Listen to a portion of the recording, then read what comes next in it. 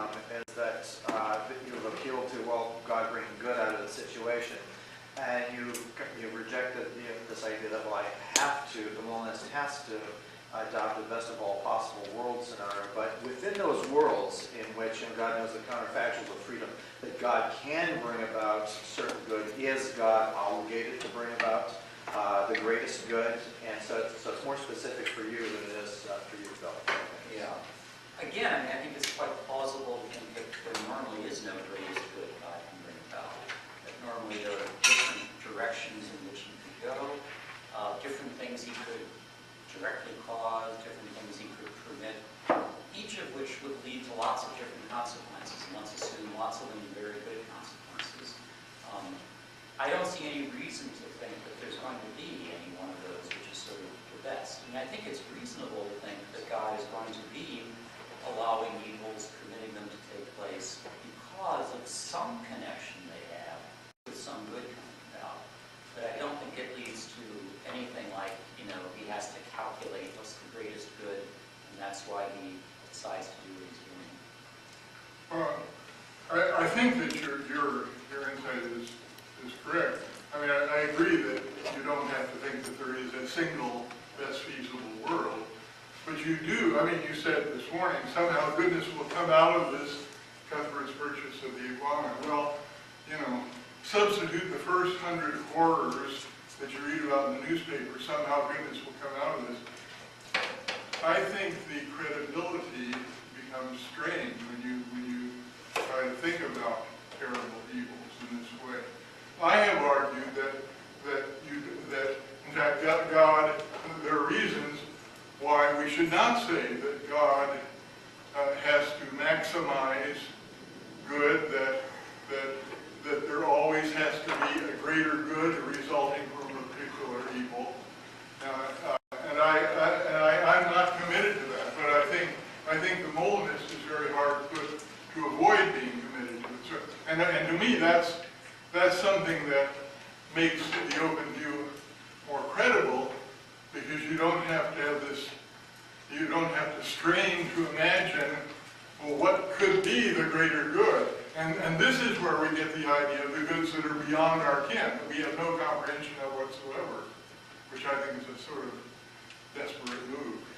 Great. Yeah, Tom, I'm wondering about the providential advantage that God has anticipating wood conditionals as opposed to might conditionals. I worry that your view might be guilty of being too anthropomorphic in this way.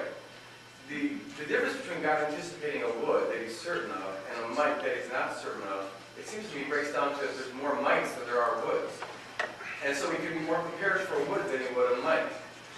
But why would that be any extra challenge for a God who's got unlimited intelligence?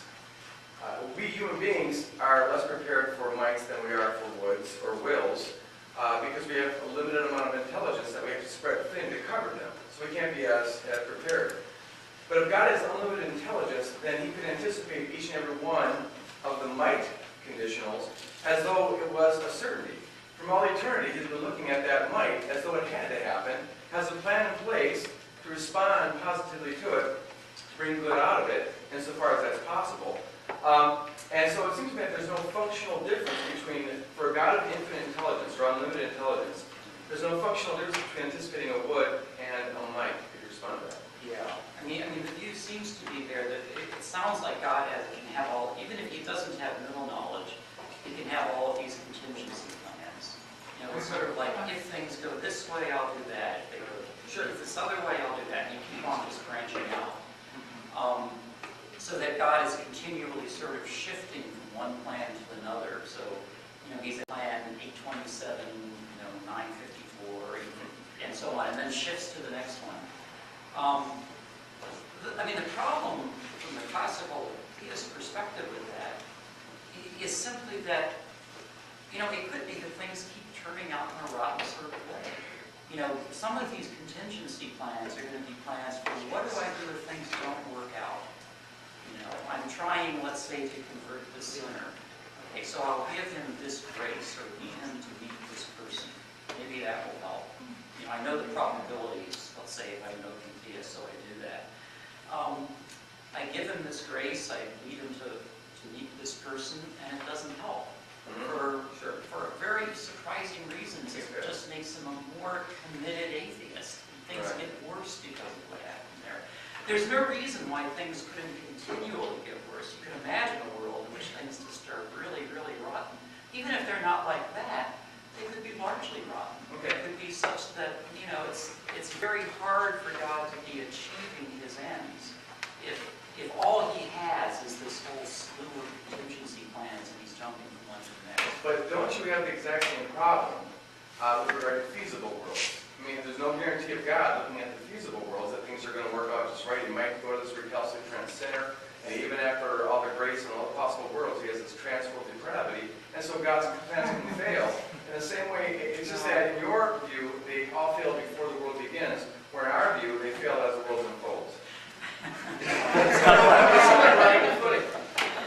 See, I don't think so. Because if God take that world in which things keep getting worse and worse. All the time, people do the wrong sort of things, so the world gets rottener and rottener. If you're an open theist, God can find himself sort of stuck in that kind of world. Well, it seems to me that he can. Initially a being can go in the wrong direction. God tries to move it back. It gets even worse. It gets even worse. He can find himself stuck with that kind of world. That can't happen from the Molinist perspective.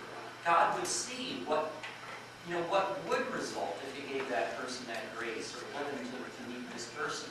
God could see, boy, things are going to turn out really bad if I do that. So he'll never go down that route at all. So it seems to me that they're not at all an equal footing. Okay, we're going to have 3 questions that include being Robin, Anna, and Rick. Tom, you had mentioned that you appealed to some facts being hard facts about the past and some being soft facts, and it seems to me Molinist must appeal to that to get the idea that you could have done otherwise. But I have a problem with this appealing to hard facts about what God knows about what we're going to do. I mean, the initial problem comes up with these cases like prophecies, and you can imagine that God had the prophet Isaiah write down what you're going to do in stone. But that's only the initial problem. And then you have a real hard fact, right? It's written down in stone. Well, seemingly hard. But I think the problem is worse than that, because if God uses this knowledge for providential purposes, it's not merely what the prophet wrote down. God uses what God's knowledge, his counterfactual knowledge, what you would do in this situation, to adjust all kinds of things in the world. And all to have huge ramifications, and particularly some of those counterfactuals that God knows has huge ramifications for all kinds of things. And some of those facts that have ramifications for are bound to be hard, unchangeable, unless you want to say all those events that they influence are soft, which seems very implausible initially. Yeah. Absurd and nonsense, don't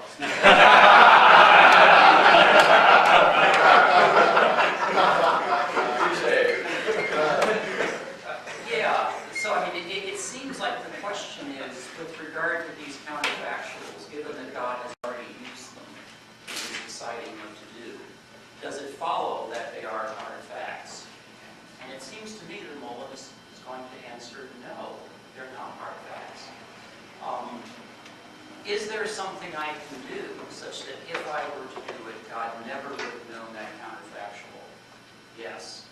If God hadn't known that counterfactual, would he have done things differently? Yes.